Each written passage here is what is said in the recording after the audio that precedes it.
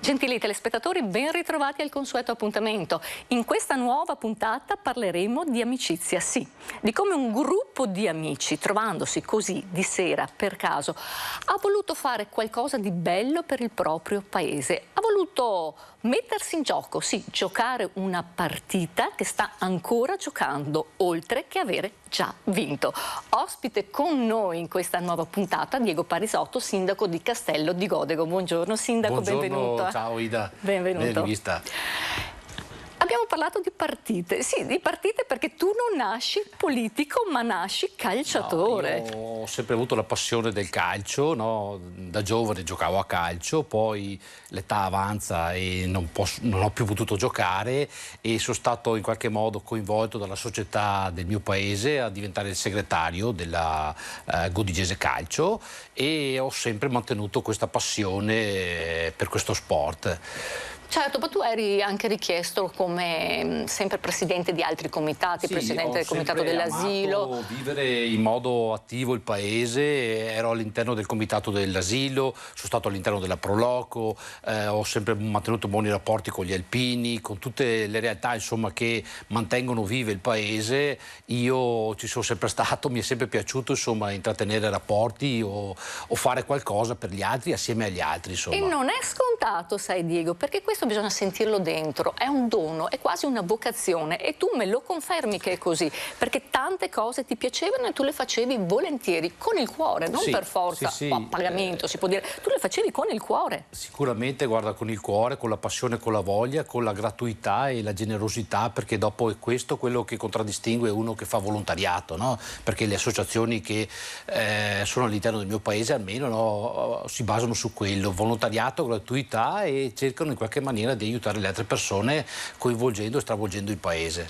E abbiamo parlato di amicizia, allora raccontiamo ai nostri telespettatori come è nato questo gruppo di amici che poi d'altronde adesso sono anche la tua squadra. Sì, la mia squadra, diciamo che sì, un bel po' di anni fa, no, quando ci trovavamo o all'interno del comitato o all'interno della Proloco o in qualche altra circostanza, insomma, con le nostre famiglie, mentre si mangiava la pizza oppure si passava un momento in compagnia, in allegria, è partita sta voglia di unirsi e di fare qualcosa per il paese anche a livello politico e abbiamo detto, beh, ma perché no, non possiamo metterci in gioco e fare qualcosa per noi e anche per i nostri bambini che stanno crescendo e abbiamo deciso così di prendere in mano il paese, di fare qualcosa per il paese, insomma. E la sorpresa, questo gruppo che abbiamo battezzato Progetto Godego perché sì, ci sono tanti progetti che abbiamo in testa e che vogliamo mettere in campo per il paese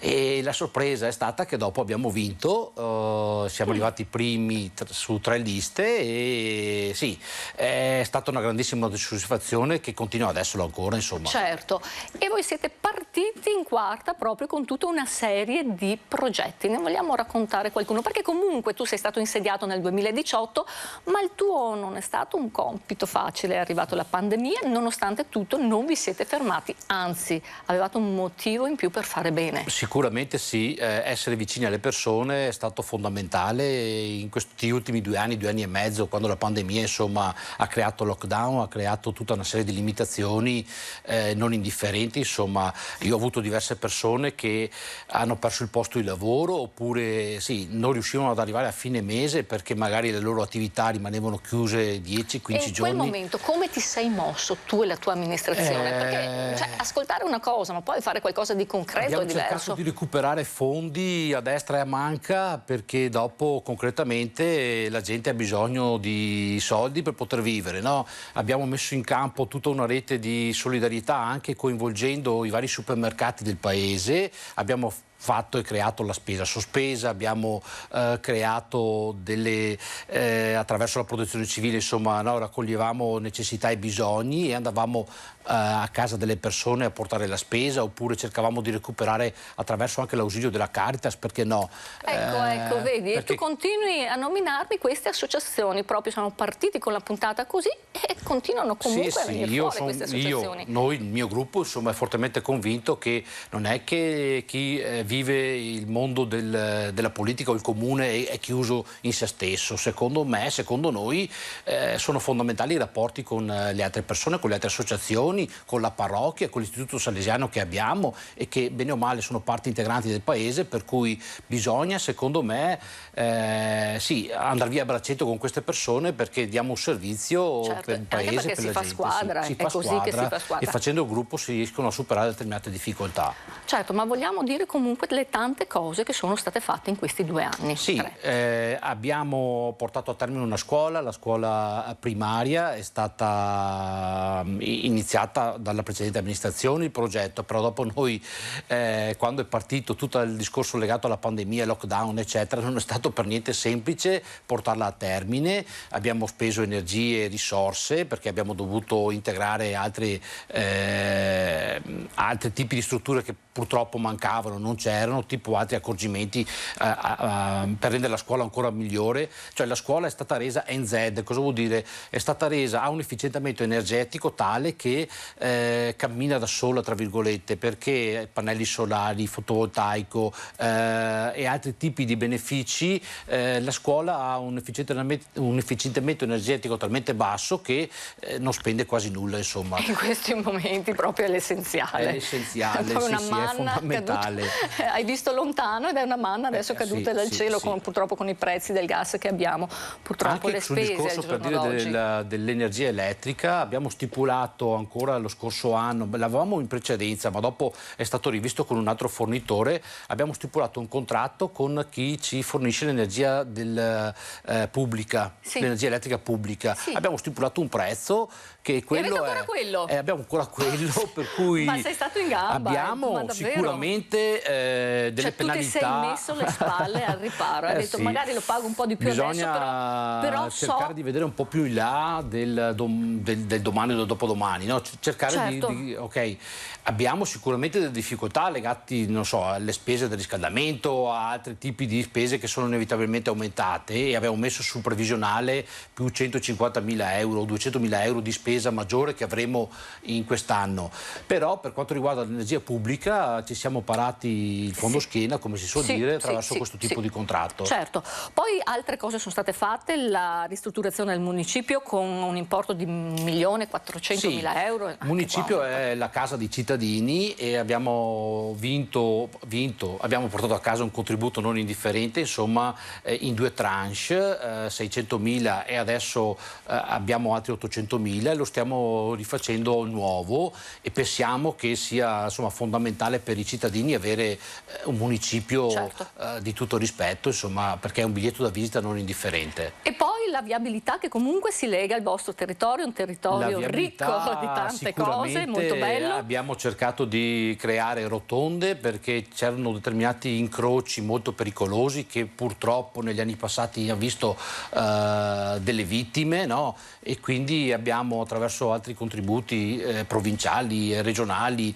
e statali, abbiamo cercato di recuperare dei fondi per creare questo tipo di sicurezza per i cittadini. Ecco. Sicurezza non solo, ma anche la viabilità come piste ciclabili per il turismo. Sono state fatte anche queste, molto importanti. Le piste ciclabili sono un aspetto non indifferente perché è giusto che anche i ciclisti o chi utilizza appunto la bicicletta possa essere messo al sicuro.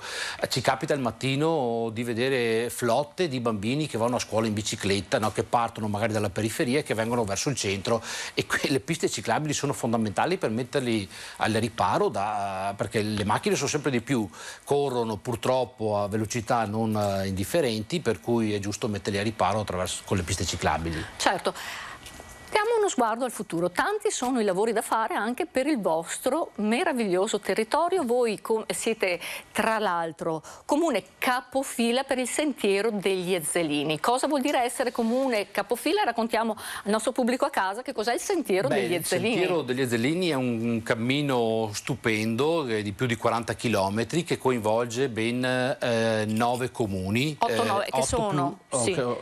8 o 9 comuni, sì. Sono Resana, Castelfranco, Castello di Godego, Loria, Riese, Asolo, Pieve e Fonte. Sì, sono tanti. Questi comuni, sì, questo sentiero è molto molto bello, che ti dà la possibilità di portarti verso il Cimagrappa, per cui se uno volesse potrebbe anche, sfruttando il sentiero, andare verso Cimagrappa. E sempre Castello di Godego è stato insignito di comune capofila per il cammino di Sant'Antonio. Il cammino di Sant'Antonio è un altro importantissimo cammino che partirà da Gemona del Friuli e arriverà fino alla Basilica del Santo e si intersecherà con il sentiero degli Zelini. Certo. Per cui sempre a noi spetterà il compito di coordinare i vari comuni certo. in termini di manutenzione, di gestione, di iniziative, di recupero fondi, eccetera, eccetera. Quindi è veramente una responsabilità importante. No. Comune capofila per il sentiero degli Ezelini e comune capofila per il cammino di Sant'Antonio. Sì. Tante cose comunque da far conoscere sicuramente ai nostri telespettatori da casa, anche perché il cammino di Sant'Antonio è un cammino non solo bello ma soprattutto religioso, e tu sai che a noi piacciono queste cose sì, in modo indubbiamente particolare. Diciamo che il camminare in mezzo alla natura è sempre piaciuto alle persone, no? Sì. Dopo questi 2 anni e mezzo di pandemia, crediamo, ma anche ho visto statistiche e dati, insomma il turismo ciclopedonale ha avuto un'impennata notevole, no? La gente vuole andare in mezzo alla natura, stare in mezzo ai boschi, ai parchi, e attraverso il sentiero una famiglia o una persona può sicuramente riassaporare un gusto di natura, di spensieratezza che desideriamo tutti, insomma. Che è quello che serve a noi tutti dopo 2 o 3 anni veramente difficili. Tante sono, diamo appena un piccolo assaggio ai nostri telespettatori, perché noi comunque verremo a fare le nostre trasmissioni, i nostri itinerari turistici anche nella vostra zona, Sentiero degli Ezelini, Cammino di Sant'Antonio, Castello di Godego. Tante sono le cose comunque a Castello di Godego ancora da vedere. Voi avete la fortuna di avere un santuario, il santuario della Madonna della Crocetta, che richiama sempre tanti pellegrini. Il santuario è sicuramente un altro punto importante del comune di Castello di Godego. Tra l'altro tanta gente va ed è devota a Maria, no? Per cui silenziosamente va nel santuario a pregare, a chiedere un aiuto o delle devozioni, delle grazie, perché in tutte le famiglie ci sono delle difficoltà e il santuario della Crocetta è sicuramente una boccata d'ossigeno non indifferente. Assolutamente sì, anche perché i nostri telespettatori non lo sanno, ma lì la Madonna effettivamente ha lasciato una croce, cioè lei l'ha appoggiata, l'ha lasciata là e ce l'avete voi, quindi attraverso quella croce si hanno veramente tanti miracoli, tante belle storie da raccontare, che noi speriamo di venire a raccontare presto. Sicuramente sarete nel vostro territorio anche tante ville, avete anche... Sì, certamente, ci sono diverse ville, Villa Priuli, Villa Martini, e chi più ne ha più ne metta, insomma. Sì, si può dire un piccolo paese ma con delle grandissime risorse. Il paese è molto vivo, abbiamo anche l'insediamento romanico Le Motte, che è una realtà che è a confine con San Martino di Luperi, però è sicuramente molto molto apprezzato da tante persone, da tanti turisti. Diego, noi abbiamo finito purtroppo la nostra trasmissione, il nostro tempo è terminato, ma io capisco ci sono veramente tante cose ancora da raccontare al nostro pubblico. Spero avremo modo di approfondirle ancora di più. Assolutamente sì, io ti rinvito qua in questo studio, nel mio salotto, e ti auguro intanto un grande in bocca al lupo per i tuoi progetti. Noi ci vedremo presto per le trasmissioni. Ringrazio anche voi gentili telespettatori di essere stati ancora una volta in nostra compagnia. Vi do appuntamento la prossima settimana con l'Angolo di Ida. Buona serata. Grazie, Diego. buona serata, salve.